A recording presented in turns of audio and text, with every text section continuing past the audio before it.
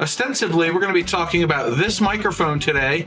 Yes, ladies and gentlemen, this is the Rode Video Micro. Not even the 2 or the Pro or whatever. It's a good budget microphone. But we can't talk about this microphone without comparing it to some others, which we're going to do. And you can't talk about this microphone without talking about its designed use case. This is a shotgun mic.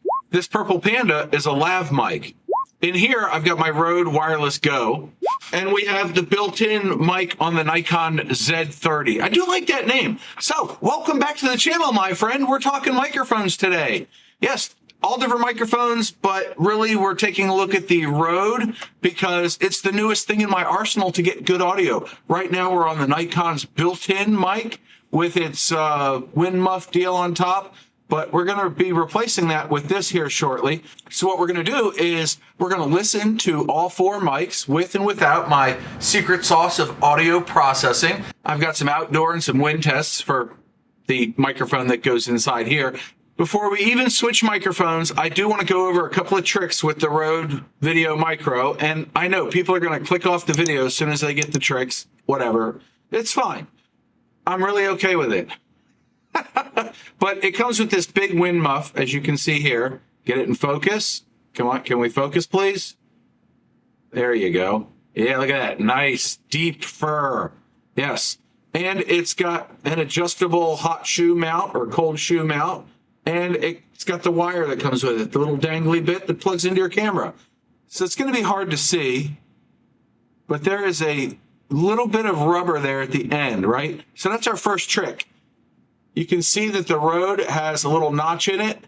Yep, we're going to insert the microphone into the dead cat, and we're going to push on the end here of the dead cat until that rubber piece fits snugly into that little groove or cut out, whatever you want to call it. And it takes a little bit of force. You'll feel it pop. Because right now there's some dead space at the end of the dead cat. Sounds redundant, and it probably is. And if need be, we can remove the clip. It's held on there pretty snug, but you can take it off. Now, I just felt it snap on there. It's in, so we're good. I've got my little Rode logo facing down where I want it. And then we're going to reinsert it into the clip. And now it holds, right? So that's trick number 1.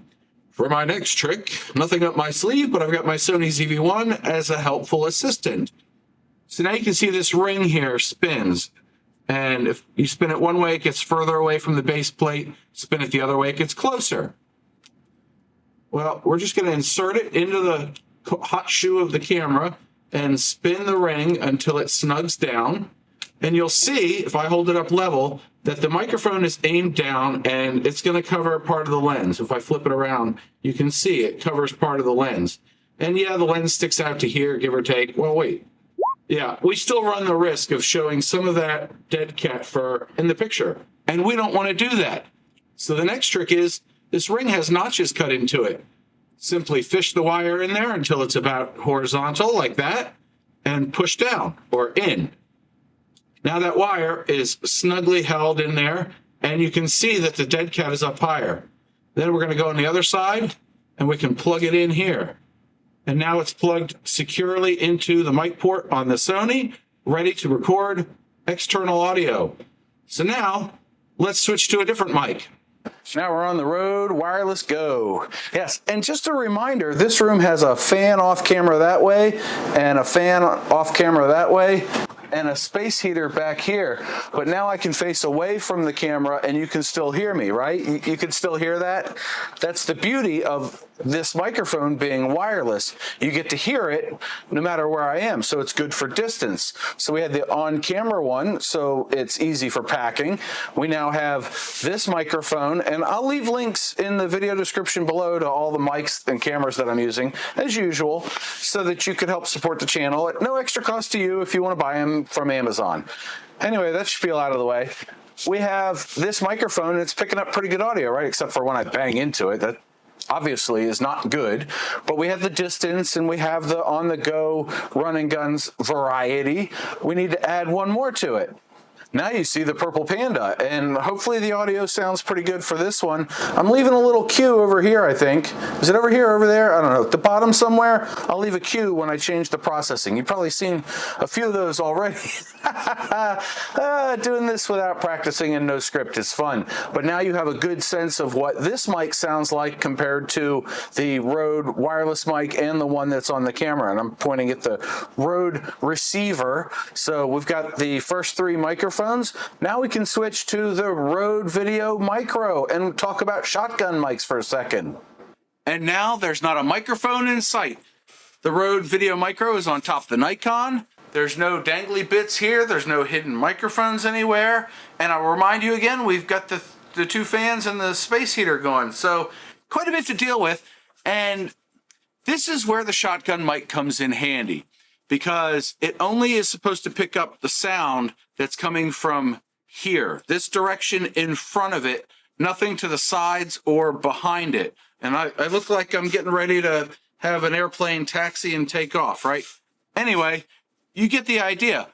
Now, in an environment such as this, where I have hard surfaces everywhere, ceiling, floors, walls, all the fans, every little thing I can do to minimize that, and realistically, I could turn a couple of the fans off, but it's cold. It's the middle of winter when I'm recording this, so I can't fix everything, but I can minimize some of it, and this microphone helps to get rid of the reverb. So if you're recording in a room with a lot of hard surfaces, for like $45, you can get the Rode Video Micro, and now your audio is going to be a little bit cleaner because it's not picking up as much reverb. This is what I've seen, and then when you take it outside, it really does some neat stuff. Take a listen.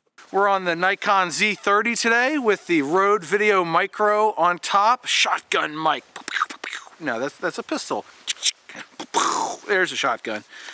Anyway, we're testing it out. I'm not processing the audio. Yep, of course it's going to focus on me. There's a bird. Yeah, that is so cool. Let's see, let's get it upright. It really got the birds, right? The birds, that's the thing that stood out to me. That was really cool. The other thing is it does a pretty good job with the wind. Take a listen. Anyway, we're on the Nikon Z30 with the Rode Video Micro on it. Yeah, how does that sound? Yeah, I can see the wind muff just getting blown all around. I don't know. We'll find out in post, right? Oh, there you go, there you go. Oh yeah, look at that spin.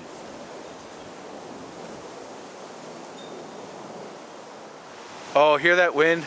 It is chilly out today, but I can see the wind muff. The little furs are blowing in the wind. The answer, my friend, is blowing in the wind. Apologies to Bob Dylan. How's the audio sound with the wind? Shotgun mic. It's good stuff.